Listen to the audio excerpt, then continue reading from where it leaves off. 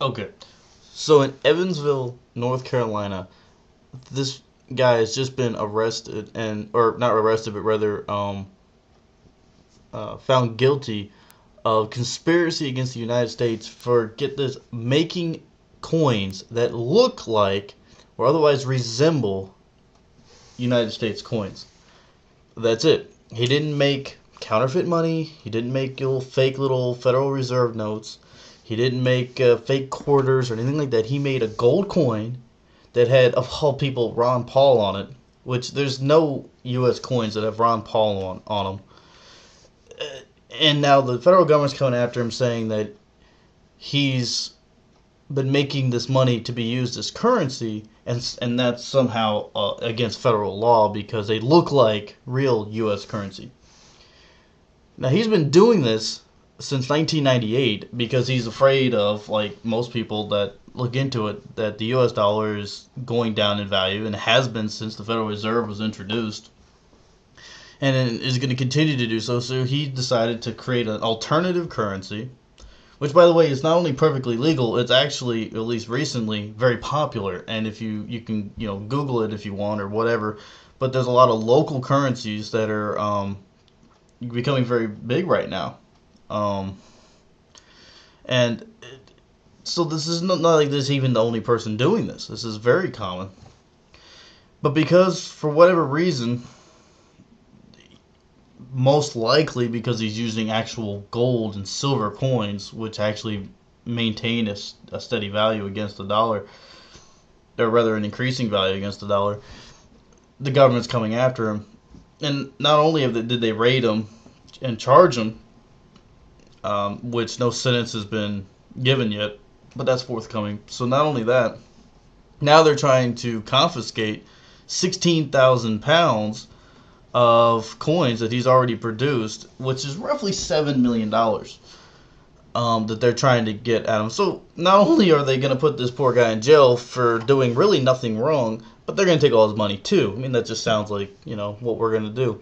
And it's just another example of time and resources because they've been investigating this guy since 2005. Well, now he's been publicly making and trading these since 1998.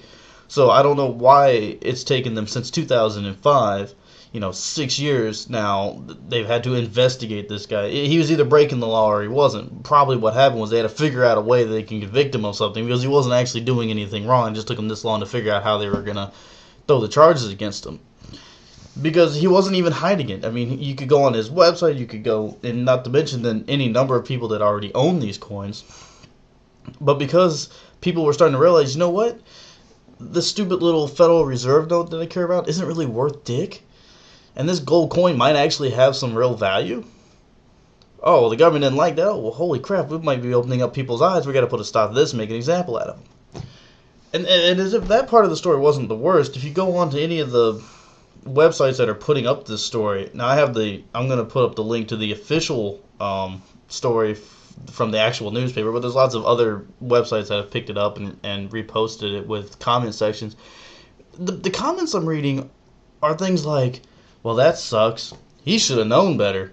Or, I'm glad that wasn't me. Or, man, that's a real shame. No, and that's the problem. They can do whatever they want because we're just going to let them do it. He should have known better than to exercise his right to create an alternative currency that competed with, but in no way tried to replace, per se, the quote-unquote official currency from the Federal Reserve.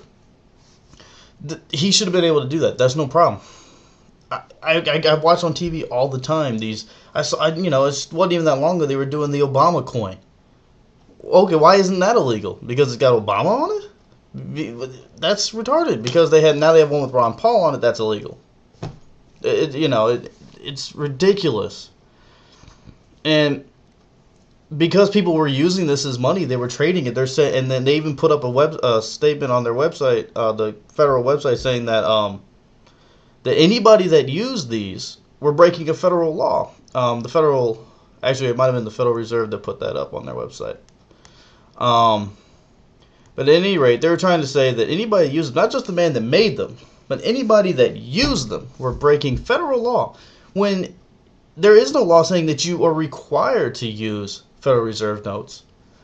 So not only are you not required to take them, you're also not required to use them. If you're a private business or a private individual, you can accept and or use any type of currency that is acceptable to both the buyer and the seller. Of course, a bank's not going to take it, but any private business could have, and that would have been perfectly fine, and they've been doing it for forever.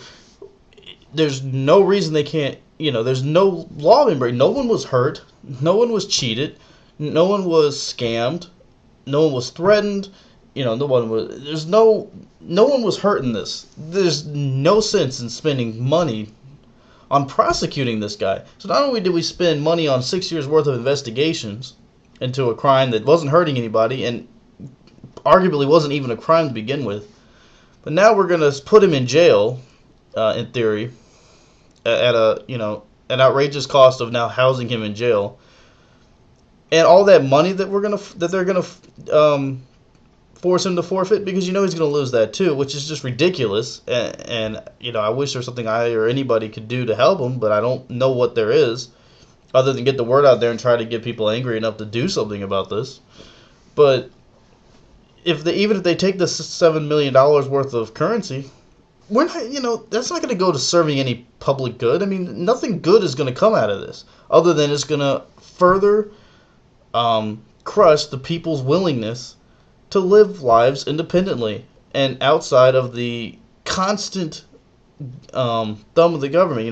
We're going to tell you what you can do, exactly how you can do it, and if you even think about trying to do something else, don't forget all these other people we put in jail, and who cares if it's a law or not. If we don't like it, we're not going to let you do it, and we're not going to be bothered with having to get a law passed by public vote, because nobody would vote against this, really, saying that you shouldn't be able to do this.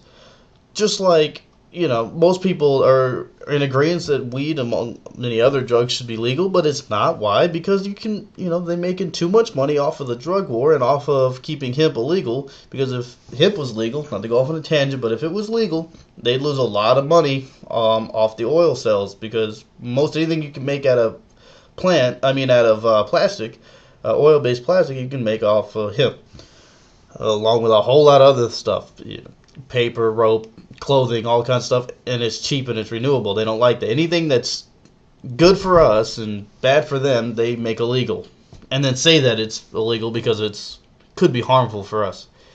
I'm sorry, that was a tangent, but I'm just saying, I see stuff like this, and it's just over and over and over again.